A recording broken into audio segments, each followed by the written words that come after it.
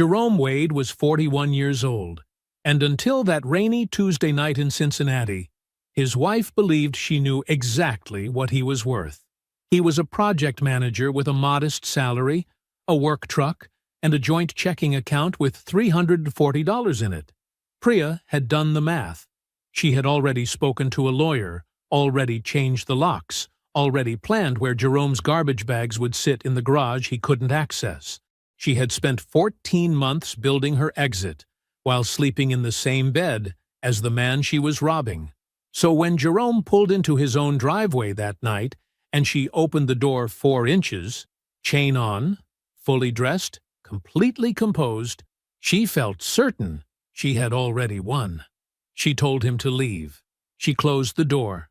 And Jerome stood in the rain outside a house he owned, next to an oak tree he had planted with his own hands, holding nothing. What Priya never thought to ask, not once in 9 years, was where that second phone came from, or whose name was on the black car that pulled up 2 minutes later. Before we jump into the story, comment where in the world you are watching from and subscribe, because tomorrow's story is one you need to hear. Jerome's windshield wipers swept back and forth in a steady rhythm as he navigated the dark Cincinnati streets. The rain created a soft drumming on the truck's roof, a familiar sound that usually brought comfort after long days on job sites. 11 days in Columbus had been productive, the kind of work that left a man tired in the right ways, knowing problems had been solved and things had been built properly.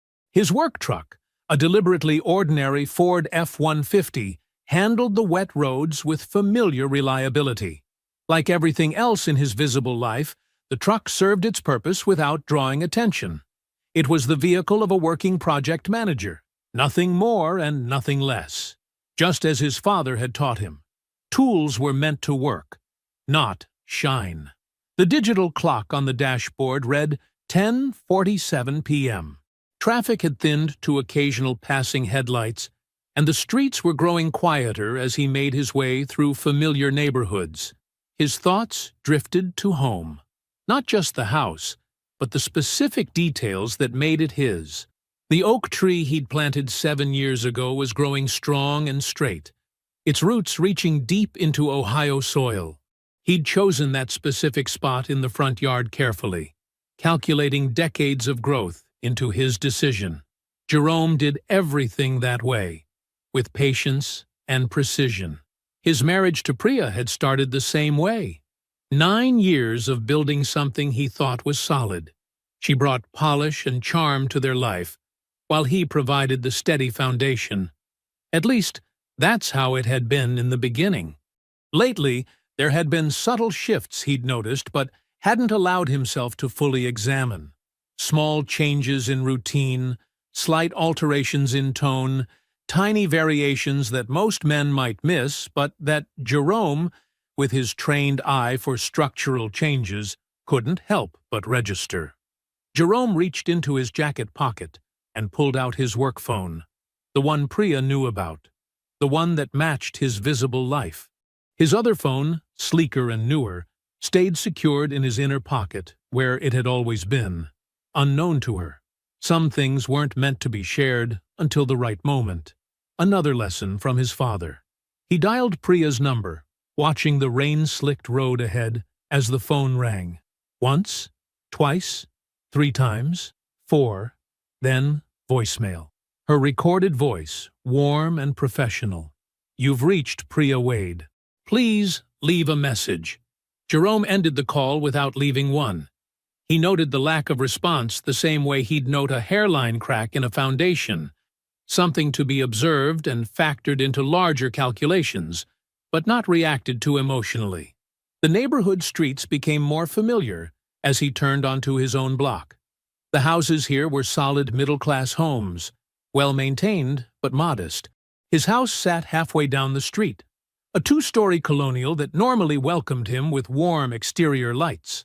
Tonight, though, the house was dark.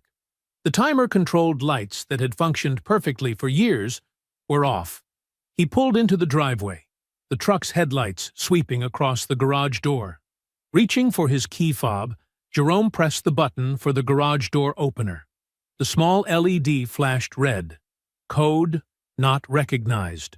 He tried again. Same response. Moving with the same deliberate calm that defined all his actions, Jerome stepped out into the rain. He walked to the side door, key in hand. The deadbolt had been thrown from inside. The front door yielded the same result. Jerome knocked, his knuckles making a solid sound against the wood. He waited, rain soaking into his jacket. When no response came, he knocked again. Harder this time. The porch light snapped on, sudden and harsh. He heard footsteps inside, then the sound of the chain being drawn across its track. The door opened 4 inches, revealing Priya's face. She was fully dressed, her makeup perfect, her expression composed in a way that spoke of rehearsal rather than surprise. She had been waiting. "I changed the locks this afternoon," she said, her voice steady and practiced. "Your things are in the garage. I've already spoken to a lawyer. I need you to leave." "What is happening?" Jerome asked, his voice level despite the rain running down his face. Priya's response was simple, final. "I need you to go, Jerome."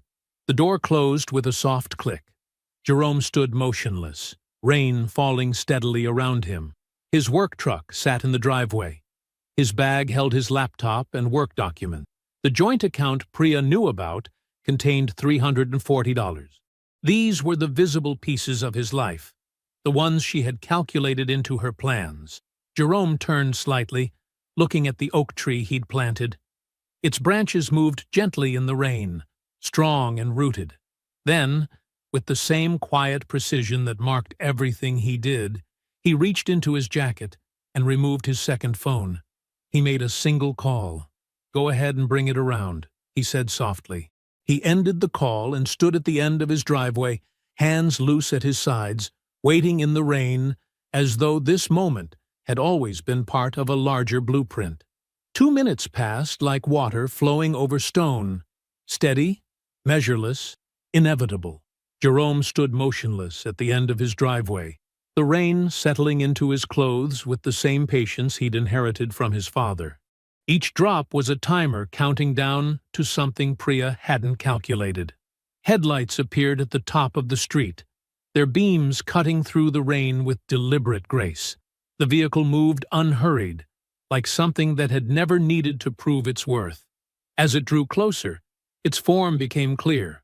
A Rolls-Royce Cullinan, completely blacked out from its massive grille to its tinted windows. The vehicle was a statement written in shadows and chrome, every line engineered to command respect without demanding it. The Cullinan pulled smoothly to the curb in front of Jerome's house. Even at rest, it seemed to hover above the wet pavement, its presence transforming the modest suburban street into something else entirely. The young driver, Marcus, who Jerome had hired 3 months ago through a separate LLC, stepped out with practiced efficiency. He moved to the rear door and opened it without a word, holding it with the precise angle and posture that spoke of professional training. Jerome walked to the car with the same measured steps he used on construction sites, each movement deliberate and grounded. He settled into the rear seat, and Marcus closed the door with a sound that wasn't so much a click as a whisper of precision engineering. The interior embraced Jerome like a familiar room. Dark, honey-colored leather wrapped every surface, hand-stitched and perfect. The cabin was completely silent, sealed against the rain and the world outside. Climate control had already created the exact temperature Jerome preferred. This was his space, ordered to his specifications 8 months ago, registered to an LLC Priya had never heard of, maintained with the same quiet attention he gave to everything that mattered. Jerome's personal phone buzzed in his pocket. The screen showed a message from Uncle Darnell, his father's younger brother, who'd spent 30 years as a financial advisor in Louisville before retiring. The man who'd taught Jerome that money, like anything else worth building, required both patience and precision. "She did it tonight?" Darnell's text was direct, concerned. Jerome typed back, "Tonight." The response came immediately. "You all right?" Through the Cullinan's tinted windows, Jerome watched his house, the lights moving from room to room as Priya walked through spaces she thought she now controlled alone. He thought about the documents waiting on his laptop, the careful legal architecture he and Phyllis had been constructing since Darnell's warning call 8 months ago. "Better than she thinks," he replied. Marcus navigated downtown Cincinnati's rain-slicked streets with smooth competence. The Cullinan moved like a shadow through traffic, drawing the kind of attention that came with darkness rather than flash. They pulled into the private garage entrance of one of the city's most discreet luxury hotels, the kind of place that understood the value of privacy and charged accordingly. The suite occupied the entire top floor, accessed by a dedicated elevator that required both a keycard and a code. Jerome had maintained the space through another LLC for the past 6 months. One more piece of preparation Priya had never suspected. The monthly cost exceeded what she believed he made in a week. Inside, Jerome moved through familiar motions. The shower's pressure was perfect, the water temperature exactly right. In the suite's walk-in closet, a full wardrobe waited. Suits, casual wear, everything selected and maintained with the same attention to detail that marked every aspect of his hidden life. Clean and changed, Jerome sat at the desk and opened his laptop.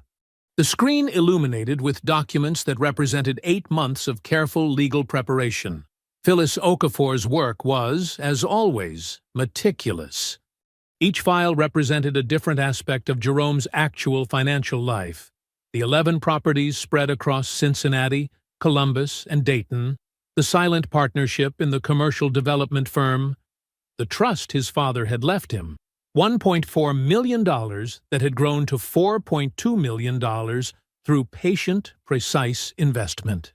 Jerome reviewed each document with the same focus he gave to structural engineering reports. Nothing rushed, nothing missed, nothing left to chance. The complete picture was clear and clean, every asset protected, every legal foundation solid, every detail accounted for. Standing at the floor-to-ceiling windows, Jerome looked out over the nighttime city. Lights sparkled through the rain like stars brought down to earth. Somewhere out there, his properties stood quiet and profitable. His investments moved with the same patient certainty that had guided every decision since his father's passing. He thought about the oak tree, standing strong in the rain. Then Jerome went to bed, lying down with the same deliberate calm that had carried him through the evening. There was no restlessness in his movements, no anger in his breathing. Only the quiet certainty of a man who had seen the structural weakness long ago and had built accordingly.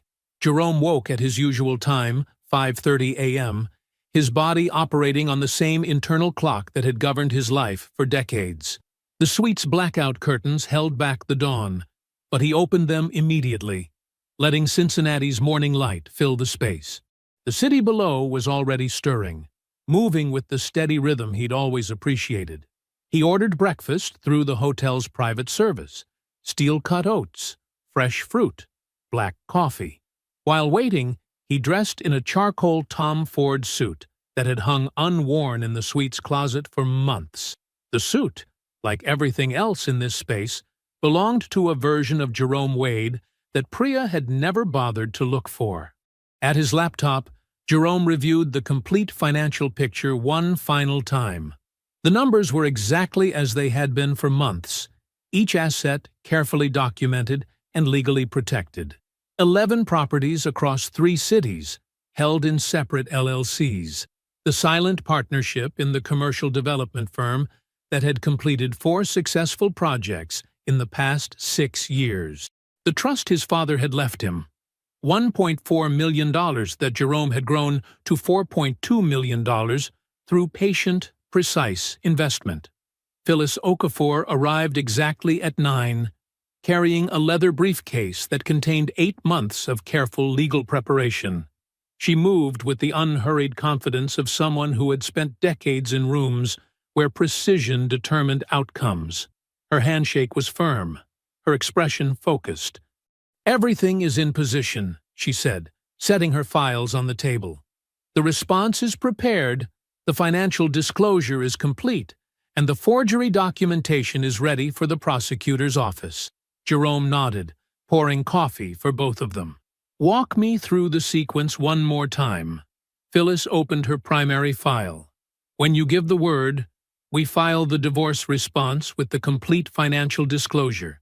Your wife's attorney filed this divorce expecting a marital estate under $700,000. The house, the joint account, your apparent salary. The disclosure will reveal $4.2 million in separate property that was correctly structured and maintained throughout the marriage. They have no claim on any of it. And the Avondale property? That's where it gets interesting. Phyllis pulled out a separate document. The forged transfer paperwork they filed, suggesting you'd signed over the 6-unit property to her LLC, is clear fraud. The forensic comparison with your legitimate signatures is definitive. When this goes to the prosecutor's office, it creates serious criminal exposure. Jerome sipped his coffee, thinking about the Avondale property, one of the first his father had bought, maintained meticulously for 30 years, passed down with the same care that had marked everything in Jerome Wade Sr.'s life. The fact that Priya had tried to take it through forgery was a particular kind of betrayal. 8 months, Jerome said quietly. Since Darnell called about seeing them in Louisville. Your uncle did you a service, Phyllis noted. That warning gave us time to build this properly. Every asset is protected, every document is in order, and every legal foundation is solid. When this hits, it hits all at once. Jerome stood, walking to the window. Hold the filing for a few more days. I need to complete the investigation into Victor's professional conduct before we trigger everything simultaneously. Understood. Phyllis began gathering her files. The documents are ready. When you give the word, everything moves within the hour. Jerome walked her to the door, thanking her with the same quiet courtesy he'd shown since their first meeting 8 months ago. Once she was gone, he returned to the window, looking out over the city he'd quietly built a significant stake in while maintaining the appearance of a simple project manager. He pulled out his phone and called Darnell. His uncle answered on the first ring. Almost time, Jerome said. Do it right, not just fast, Darnell replied, his voice carrying the weight of decades of financial wisdom. That's the only way I know. After ending the call, Jerome began organizing his materials for Monday's return to work. His desk at the construction firm would look exactly as it always had. His manner would be unchanged. His interactions would remain professional and measured. The surface would show nothing different, while everything underneath was already decided. Like his father before him, Jerome understood that the most important work happened in the quiet spaces between what people thought they saw and what actually existed. Jerome pulled into the company parking lot at exactly 7:15 a.m. Monday morning, the same time he'd arrived for the past 11 years. His work truck, a practical Ford F-150 with the company logo, fit perfectly into his usual spot. Nothing about his appearance or manner suggested anything had changed. Inside, he nodded to the security guard, picked up his messages from the front desk, and walked to his office with the same measured pace he always used. The morning light filtered through the blinds as he settled into his routine, reviewing project timelines and contractor schedules with practiced efficiency. His team filtered in for their regular 8 a.m. meeting. Jerome led the discussion as he always did, working through each item on the agenda with clear direction and calm authority. Only at the end did he address what everyone had likely heard through the office grapevine. I should mention, he said, his voice steady, that Priya and I are separating. I'm handling it, and it won't affect our work here. If anyone needs me, my cell phone remains the same. He moved directly to the next topic without pause. His team exchanged quick glances but followed his lead. There were no awkward questions, no offers of sympathy. Jerome had given them their cue. This was not something that required discussion, and they respected it. Throughout the morning, Jerome maintained his usual rhythm. He reviewed bid proposals, returned calls, and solved the dozen small problems that typically crossed his desk. If anyone noticed that he seemed particularly focused, they likely attributed it to work being his refuge from personal matters. Around 2 in the afternoon, a soft knock came at his door. Adrienne Cross, one of the senior project coordinators, stood in the doorway. Her expression carried the weight of something that needed saying. "Do you have a minute?" she asked. Jerome gestured to the chair across from his desk. Adrienne closed the door behind her and sat down, her hands folded carefully in her lap. "I need to tell you something," she began, her voice low and controlled. "About a year ago, I was having dinner downtown at Martino's. I saw Priya there. She was with someone, a man. They weren't just having a business dinner." Jerome watched her steadily, letting her speak. "I've carried this for months," Adrienne continued. "I didn't know if I should say anything. I told myself maybe I was reading too much into it, that it wasn't my place." She met his eyes directly. "I'm sorry I didn't tell you sooner." "You're telling me now," Jerome said quietly. "That matters." Adrienne nodded, relief visible in her shoulders. "I just wanted you to know." "I appreciate that," Jerome said. Then he added carefully, "I need to ask you for one favor. If anyone from Priya's legal team, or anyone connected to Victor Ashby, reaches out about my work here, my projects, my client relationships, anything, I'd like you to document it and let me know directly." "Of course," Adrienne said without hesitation. She stood to leave, then paused. "Jerome, you're one of the good ones. I hope you know that." Across town that evening, Priya and Victor sat at a corner table in an upscale restaurant, sharing a bottle of expensive Cabernet. The lighting was soft, the tablecloth pristinely white, the atmosphere precisely what Victor preferred for celebration. "It went exactly according to plan," Priya said, swirling her wine. "You should have seen his face when he realized the locks were changed, standing there in the rain like he couldn't quite process what was happening." Victor smiled, reaching across to touch her hand. "And the attorney?" "Completely confident," Priya replied. "She says the settlement should come through in 4 to 6 months. Clean split, straightforward division of assets." She laughed softly. "Poor Jerome probably thinks he can contest it somehow." Victor raised his glass, the crystal catching the light. In his mind, he was already allocating the expected settlement funds, expansion of the design firm, new office space, perhaps that showroom in Over the Rhine they'd discussed. "To the next chapter," he said smoothly, every word carrying the weight of absolute certainty. Priya clinked her glass against his. Victor took a long drink, his expression confident and satisfied. The wine was perfect. The evening was perfect, and the future seemed perfectly arranged before them. He had no idea that the foundation he was building on didn't exist. Jerome sat in his office late Wednesday evening, the building quiet except for the soft hum of the HVAC system. On his desk, 3 folders lay open, each containing documentation from different sources, each telling part of a story Victor Ashby never expected anyone to piece together. His industry contact, Marcus Chen, had delivered the first batch of evidence that morning. Marcus ran business development for one of Cincinnati's largest commercial architecture firms, and had crossed paths with Victor Ashby numerous times over the past 3 years. "I thought it was strange," Marcus had said, sliding the documents across the conference room table at their breakfast meeting. "Victor's firm kept landing these contracts that seemed just outside their usual scope. Then I started hearing your name come up in conversations with clients." Jerome spread out the proposal documents Marcus had gathered. 3 major commercial design contracts awarded to Victor's firm between 2021 and 2023. The Hamilton Tower renovation, the River Point retail complex, the new University Medical Center wing. Combined value, just over $4 million in design fees. In each case, Victor had positioned his firm as having a special relationship with Wade Construction Management, Jerome's employer.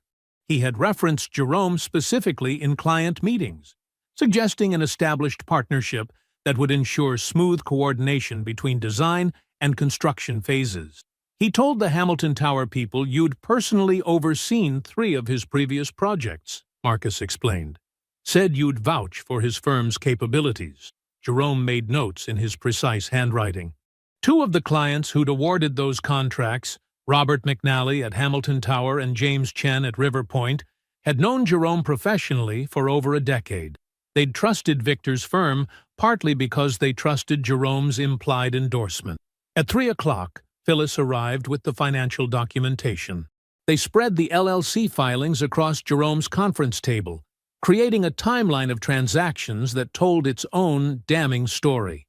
"Look at the vendor invoices," Phyllis said, pointing to a series of highlighted entries. "Everything's inflated by 15 to 20%. The excess gets moved to this holding account, then transferred in smaller amounts to a joint personal account, opened by Victor and Priya 14 months ago." Jerome studied the account opening documentation. The timing was precise. Exactly 2 months before Darnell had spotted them together in Louisville, 4 months before the first forged transfer attempt on the Avondale property. "They've been financially entangled longer than either of them has admitted," Jerome observed quietly. "And they've been sloppy about it," Phyllis added. "The pattern is clear enough that a basic audit would catch it. They clearly weren't expecting anyone to look closely." Jerome moved methodically through each piece of evidence, organizing everything into a comprehensive timeline. Victor had used Jerome's professional reputation to secure contracts worth millions. He had extracted funds through inflated invoices. He had opened joint accounts with Priya, while she was still presenting herself as fully committed to her marriage. The professional fraud is actually worse than the financial irregularities, Phyllis noted. Those contracts were awarded partly based on your implied endorsement. McNally and Chen need to know they were misled. Jerome nodded, thinking of Robert McNally, a man he'd worked with since his early days in construction management. McNally had always operated on the principle that a person's word was their bond. "Have you prepared the notification packages for the clients?" Jerome asked. "Complete and ready to go," Phyllis confirmed. Full documentation of Victor's misrepresentation, copies of the relevant proposal meetings where he invoked your name, timeline of the actual relationship, or lack thereof, between your companies. Jerome closed the last folder and looked at the neat stack of evidence they'd assembled. "We have everything we need on him?" "More than enough," Phyllis said. "The professional fraud alone would severely damage his standing in the industry. The financial irregularities in the LLC might constitute actual criminal fraud, depending on how the prosecutor's office views it. At minimum, it opens him to significant civil liability." Jerome was quiet for a moment, considering the full weight of what they'd uncovered. Then he said simply, "Prepare it all. When we file the divorce response, this goes to McNally and Chen simultaneously. Everything drops at once." "It will be comprehensive," Phyllis assured him. "Victor won't see it coming until it's already done." The diner sat on the corner of Madison and Edwards, a plain brick building that had been serving breakfast to early risers since 1962.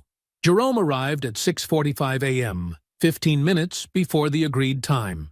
The morning crowd was thin, a few regulars at the counter, 2 police officers finishing their night shift meals, a waitress who'd clearly been there since dawn. Jerome chose a booth near the back, positioned so he could see the door. He ordered black coffee and waited, watching steam rise from the cup in steady curls. The coffee was good, strong and honest, like the place itself. Gordon Holloway arrived at 7:02, slightly late, but not enough to matter. He moved through the diner with the hesitant steps of someone who'd rather be anywhere else. Jerome recognized the guilt in his posture before Gordon even reached the table. It was there in the too careful way he sat down, in how he wouldn't quite meet Jerome's eyes. "Thanks for meeting me," Jerome said. "Of course," Gordon replied, his tone overcorrected to sound casual. "I was surprised to hear from you." The waitress came by. Gordon ordered coffee with cream and sugar. His hands fidgeted with the paper napkin dispenser while they waited. Jerome had known Gordon for 9 years, had gone fishing with him, helped him move furniture, sat next to him at countless family dinners. Gordon was a decent man in the specific way that made his current discomfort more revealing. He knew something. He'd been carrying it. When the waitress brought Gordon's coffee, Jerome watched him stir it without drinking. 3 slow circles with the spoon. A 4th, still not looking up. "I need to ask you something," Jerome said quietly. "About Priya." Gordon's spoon clinked against the cup. "Jerome, I don't want to get in the middle. When did she tell the family she was leaving?" The question landed like a stone in still water. Gordon's stirring stopped. His shoulders tensed slightly. I try to stay out of—" "Gordon." Jerome's voice remained soft. "I'm not here to put you in anything. I just need to know when." The diner's ambient noise seemed to fade. Just 2 men at a booth, steam rising from coffee cups, and the weight of a truth about to be spoken. Gordon stared into his coffee for what felt like a very long time. When he finally spoke, his voice was barely above a whisper. 14 months ago. He swallowed. She told Mom first, then the rest of us at dinner that Sunday. She said she'd already decided. Jerome absorbed this with perfect stillness. 14 months. Before Darnell's warning call about Louisville. Before the forged transfer attempt. Before Jerome had any reason to doubt their marriage was intact. 14 months of ordinary mornings. Of discussing paint colors for the guest room. Of planning the garden for spring. Of Jerome kissing her goodbye before work. Of cooking dinner together. Of talking about their days. 14 months of her family, knowing it was already over while Jerome built their future alone. "She made us promise not to say anything," Gordon added, as if this somehow helped. "She said she needed time to—" "It's okay," Jerome interrupted softly. He reached for his wallet and placed enough cash on the table to cover both coffees plus a generous tip. "Thank you for telling me now." He stood, straightened his jacket, and walked out of the diner without looking back. Gordon remained at the booth, staring into his untouched coffee, as if it might offer absolution. Jerome got into the Cullinan and sat perfectly still behind the wheel. The morning sun slanted through the windshield, warming the leather interior. Traffic moved steadily past on Madison. The world continued its ordinary rhythm, while Jerome processed what 14 months really meant. Not the money, not the forgery, not even the affair itself, but 14 months of performing a marriage that existed only for him. 14 months of being alone without knowing it. He sat unmoving for several minutes, one hand resting lightly on the steering wheel. Then he started the engine, pulled smoothly into traffic, and called Phyllis. "File everything," he said simply. "Tomorrow morning." The hotel suite felt different that evening, more purposeful, like an operating room before surgery. Jerome sat at the dining table with Phyllis Okafor and Margaret Pruitt, his divorce attorney, surrounded by precisely organized stacks of documents.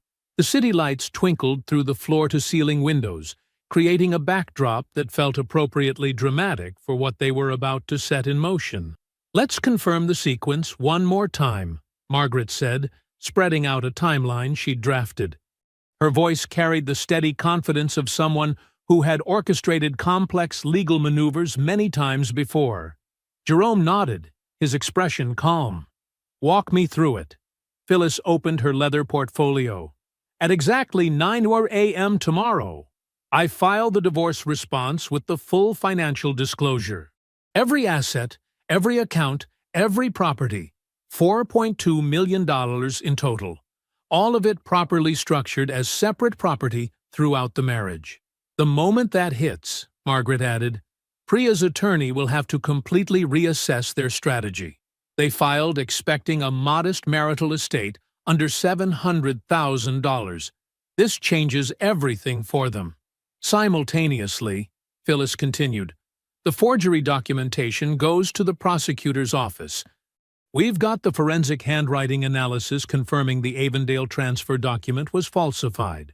plus the paper trail showing Priya attempted to record the fraudulent transfer. Jerome examined the forensics report one last time. His father's voice echoed in his memory. "Pay attention to the details, son. That's where the truth lives. I'll make the calls to Thomas Reed and Michael Chen myself," Jerome said, referring to the commercial clients whose contracts were won using his name. "They deserve to hear it directly from me." Margaret slid 2 prepared statements across the table. These outline exactly what to say. Stick to the facts. No emotional language. Just that Victor Ashby used your name and professional reputation without consent to secure those contracts. "Thomas will pull immediately," Jerome said with quiet certainty. "He values reputation above everything else." Phyllis moved to the next item. "Once those calls are made, I filed a civil claim regarding the LLC financial irregularities. That will trigger an automatic freeze on the joint account Victor and Priya established 14 months ago. The documentation shows clear patterns of inflated vendor invoices being used to extract cash."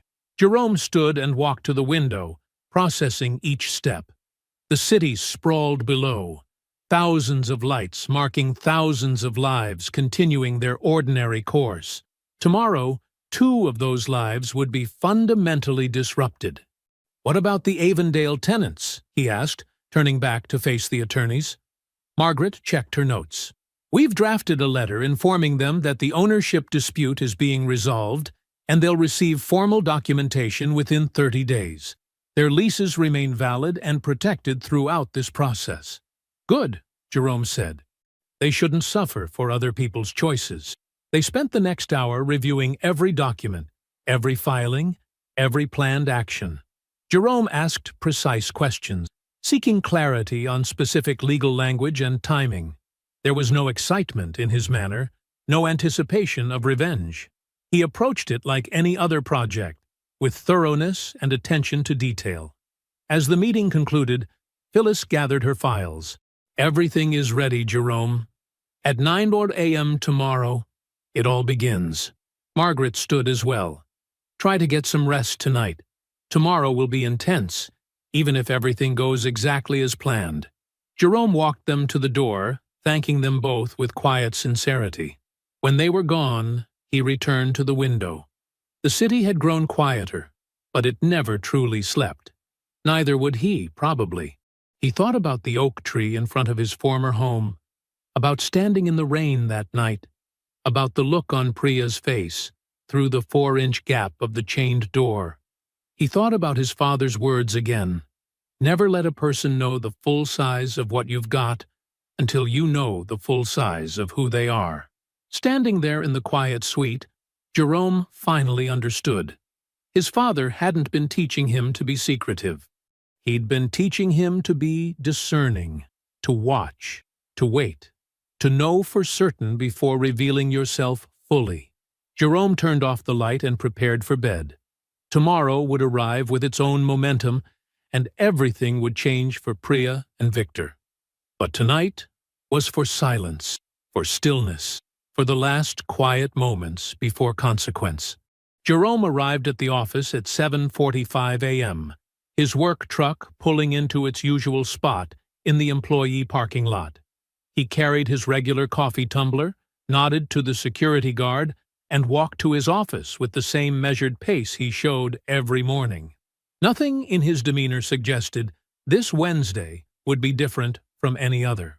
He reviewed project timelines, responded to emails, and conducted his 8:30 team check-in with characteristic focus.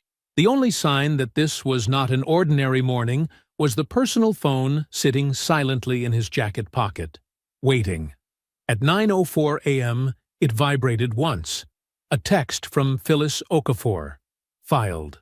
Jerome read it, sent back a simple "confirmed," and returned to his review of a contractor's revised budget proposal.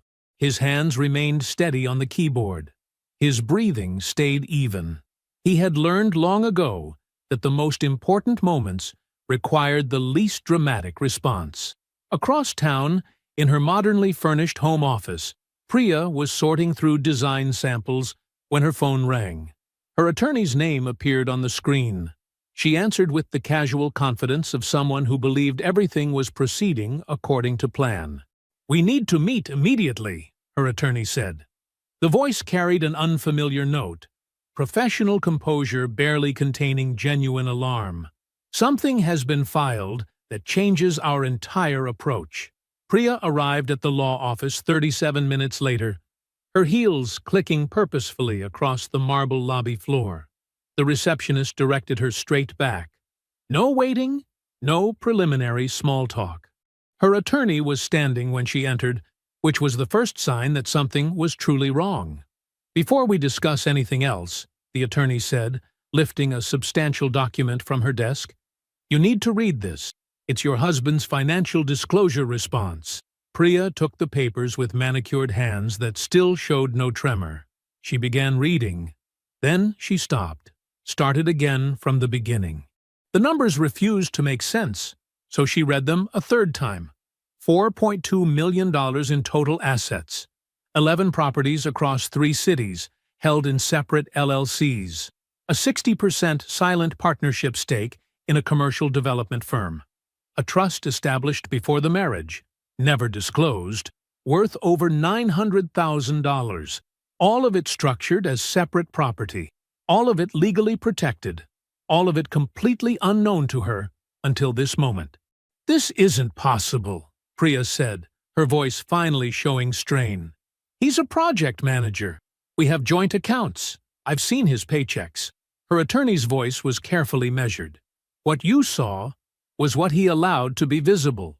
The marital estate, the portion you have any legitimate claim to, amounts to approximately $180,000. The house equity and the joint accounts. Nothing else." Priya stood abruptly, gathering her bag. "I need to make a call." In the parking garage, she pressed Victor's number with shaking fingers. When he answered, she described the disclosure in fragmentary sentences, her usual poise cracking. The silence on Victor's end stretched longer with each revelation. She could hear him processing, recalculating, adjusting his understanding of what their future actually contained. Before Victor could respond, her phone buzzed with another incoming call. Her attorney again. "The prosecutor's office has been in contact," the attorney said without preamble. "They're reviewing documentation regarding the Avondale property transfer. Priya, we need to discuss potential criminal exposure." She ended that call only to have another immediately begin. Gordon, her brother, his voice tight with something between guilt and warning.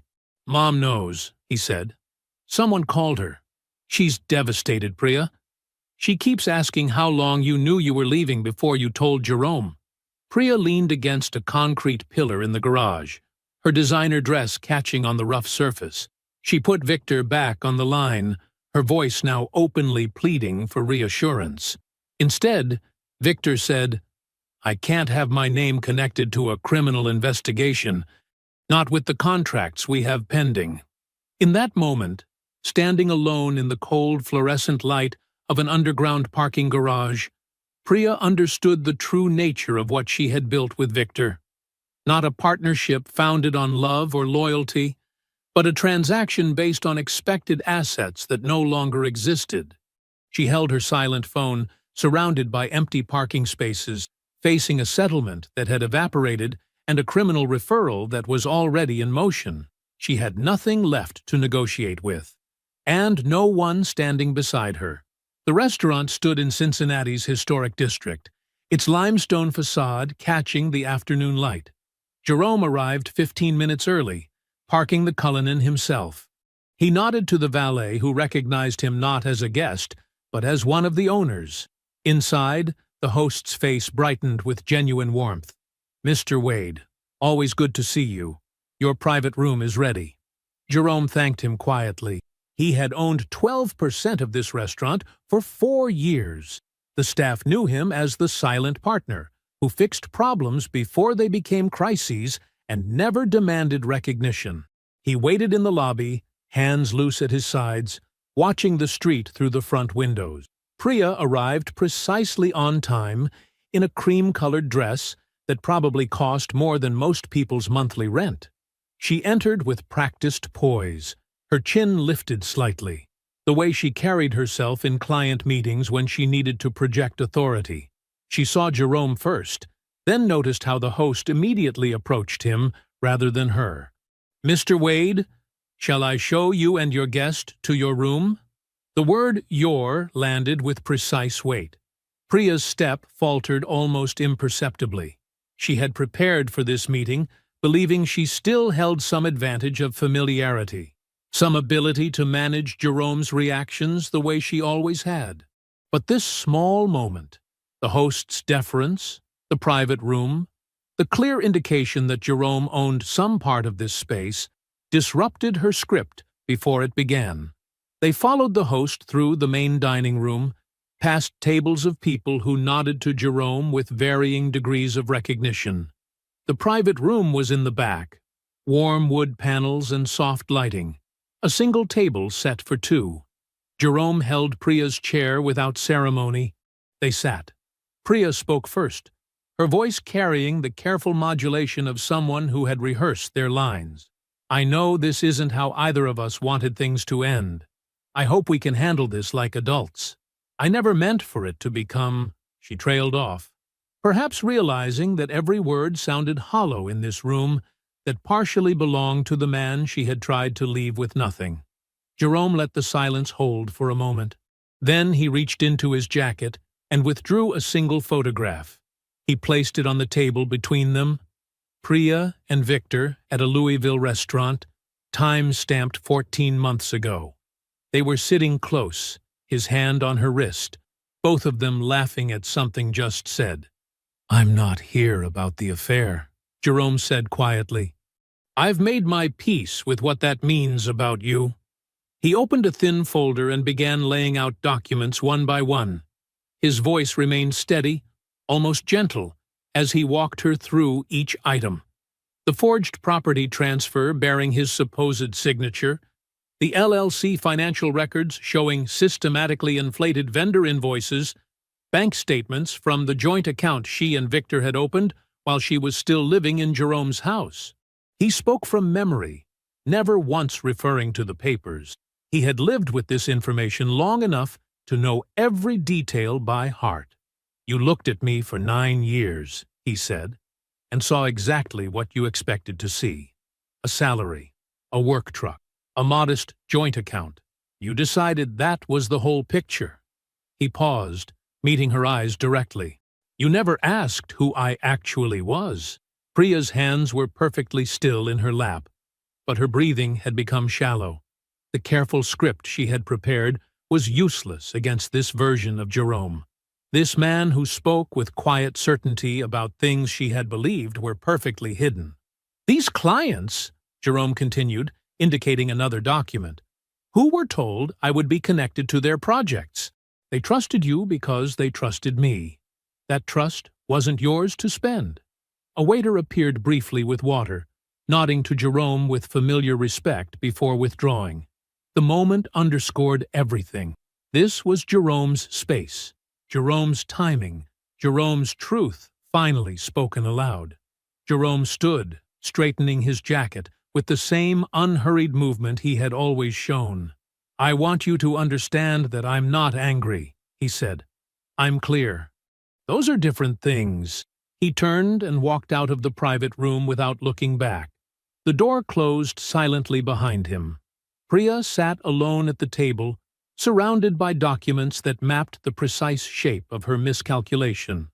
Through the walls, she could hear the muted sounds of the restaurant. Jerome's restaurant, at least in part, continuing its normal service. She did not move for a long time. There was nothing left to negotiate, nothing left to manage, nothing left to perform. The consequences arrived like a tide, steady, inevitable, and permanent. No single wave, but the constant press of water against foundations until what was poorly built simply washed away. The civil settlement landed first.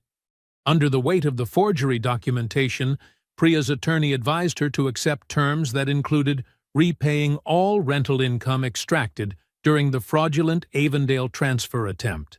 The number wasn't catastrophic, but it drained the modest settlement she did receive. Her legitimate, equitable share of approximately $180,000 from the joint assets. The prosecutor's office declined to pursue criminal charges, but placed a notation in her record.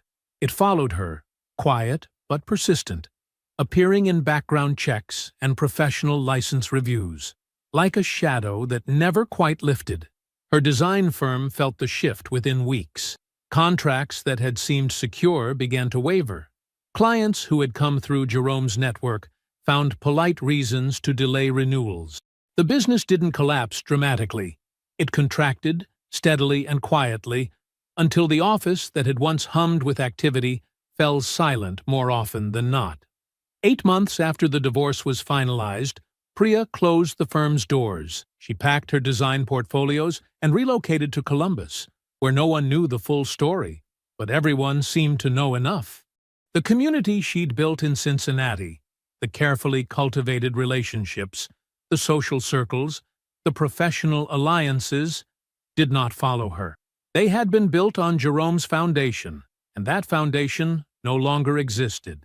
Victor's unraveling was equally methodical. The 2 major contracts he lost the morning everything broke were just the beginning.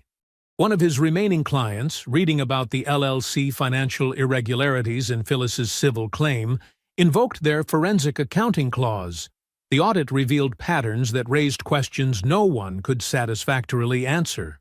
Word traveled in the specific way it does in professional circles, not as gossip, but as quiet warnings passed between decision-makers. Victor's reputation, built over 15 years of strategic relationship cultivation, began to dissolve. He wasn't criminally charged, but at his level, being unhireable was its own sentence. The pressure cracked what he and Priya had built together. Without the promised settlement money, without their shared business vision, without the carefully constructed future they'd planned, they had nothing left to stand on. They separated 6 months after everything fell apart. Jerome learned about their separation from Adrienne, who heard it through industry channels. He was reviewing project timelines when she told him. He said only, "Okay." Then he returned to his work, the same steady focus he'd always shown. 18 months passed like water. Jerome's portfolio grew to 13 properties, the original 11 plus a 14-unit building in Norwood, and a small commercial strip in Dayton he was converting to mixed use. His silent partnership in the development LLC closed its largest project to date. The firm promoted him to Director of Project Operations. He accepted because he enjoyed the work, not because he needed the salary. His colleagues noted that he seemed more present somehow, as if a weight had lifted that they hadn't known he was carrying. He bought a house, not the one with the oak tree, but a solid craftsman with a deep porch that faced west. The evenings there were long and golden. He planted a Japanese maple in the yard, the kind that turned deep red in fall. He didn't rush its growth. He simply gave it good soil and watched it take root. Celeste came into his life gradually, the way the best things often do. A nurse with direct eyes and patient hands, she laughed at his attempts at jokes even when they didn't quite land. She had a key to his house, but never presumed about what that meant.